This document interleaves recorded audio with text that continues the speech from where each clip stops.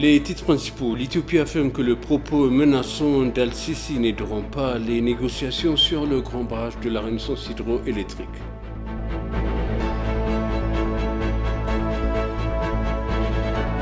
L'envoyé d'Éthiopie au Qatar s'en prend à l'ONU pour ne pas avoir compris l'Éthiopie.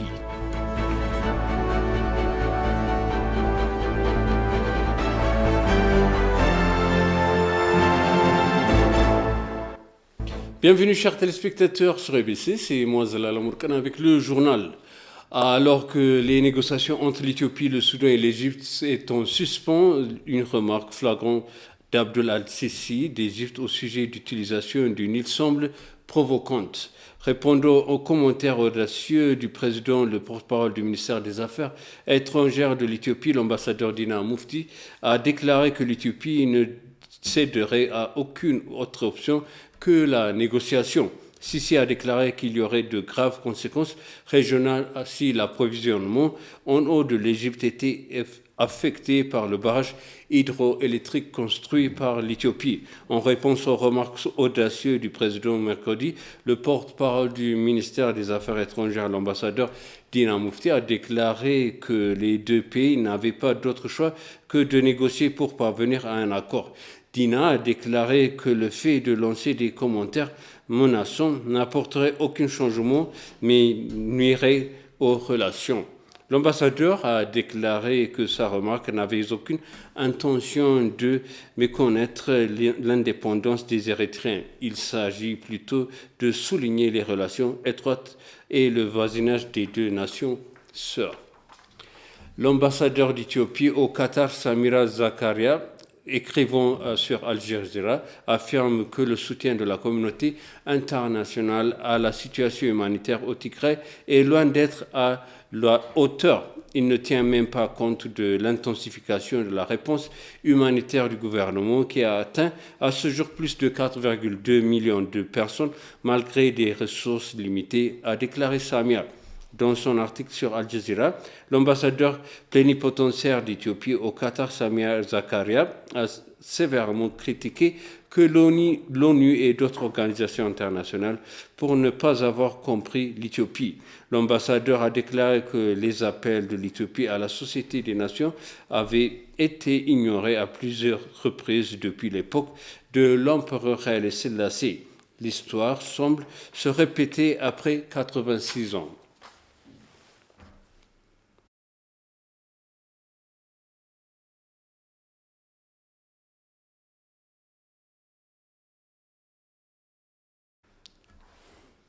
Les panélistes d'Addis WAG, craignant que la désinformation largement répandue n'entrave le déroulement pacifique de la 6e élection générale que l'Éthiopie est sur le point de tenir. Créer une société bien informée fait partie intégrante du résultat positif d'une élection qu'ils ont indiqué. BT Souciari nous présente les détails.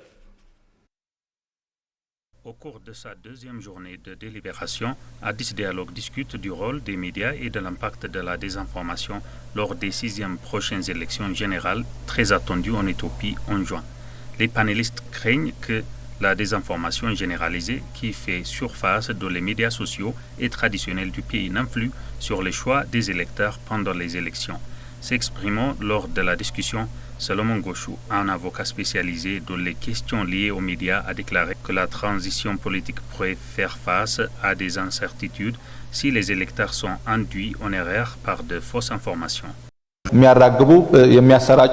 Si nous n'avons pas d'électeurs bien informés, le processus électoral risque d'être confronté à des incertitudes. La décision que les électeurs ont prise sur la base de la désinformation peut inverser les résultats positifs de l'élection. Ces informations trompeuses délibérément propagées peuvent nuire au processus. Ces informations erronées, principalement identitaires, sont préparées de manière très sophistiquée pour égarer les électeurs. Les électeurs ont le droit d'accéder à des informations exactes pour décider à qui donner leur vote.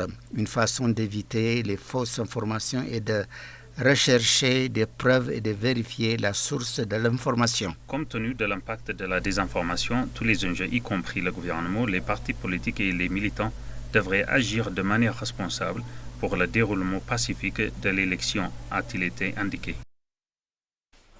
Le ministère de la Santé a annoncé que les personnes qui ne respectent pas les nouvelles directives de protection de Covid-19 devront faire face à des mesures punitives sévères.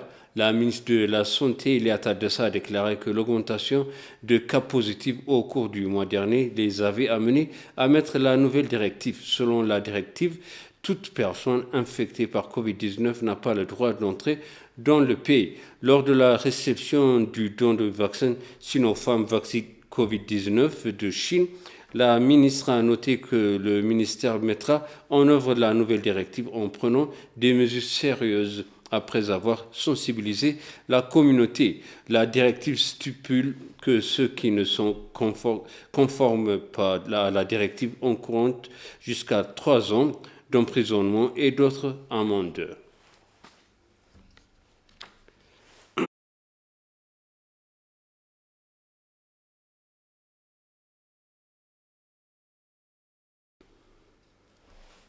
Souleymane Dadefo, ambassadeur extraordinaire et plénipotentiaire de la République fédérale démocratique d'Éthiopie aux Émirats arabes unis, appelle les investisseurs des Émirats arabes unis à accroître leurs investissements en Éthiopie. Lors d'un webinaire organisé pour renforcer les liens commerciaux et d'investissement entre les deux pays, Souleymane a déclaré que la réunion permettrait aux investisseurs des Émirats arabes unis d'explorer davantage les opportunités d'investissement et le potentiel commercial de l'Éthiopie.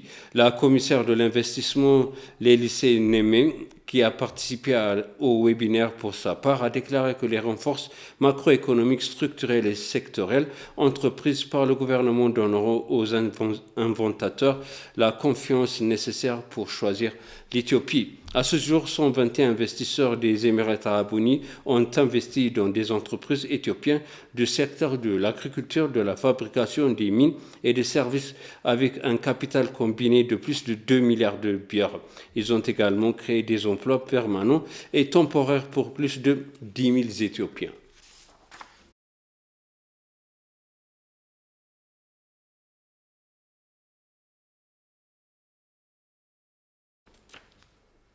L'Ever Given, un énorme porte-conteneur coincé par le canal de Suez depuis près d'une semaine, aurait été redressé et libéré. La vidéo a semblé montrer le navire flottant, mais son propriétaire a dit plus tard à l'AFP qu'il avait seulement été retourné. L'Ever Given a bloqué l'une des routes commerciales les plus fréquentes du monde, le canal de Suez, obligeant les entreprises à rédiger les navires. On estime que 9,6 milliards de dollars américains de marchandises sont tenus chaque jour au canal de Suez. La société de services maritimes LinkUp a déclaré plus tôt que le navire avait été libéré du rivage. Environ 12% du commerce mondial passe par le canal de Suez, long de 193 km qui relie la mer Méditerranée à la mer Rouge et constitue le lien le plus court entre l'Asie et l'Europe.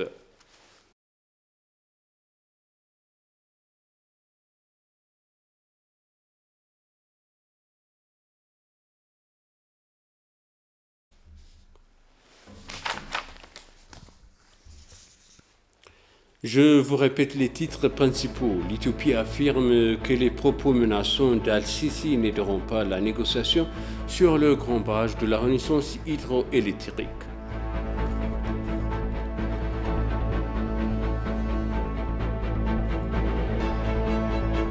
L'envoyé éthiopien au Qatar s'en prend à l'ONU pour ne pas avoir compris l'Éthiopie.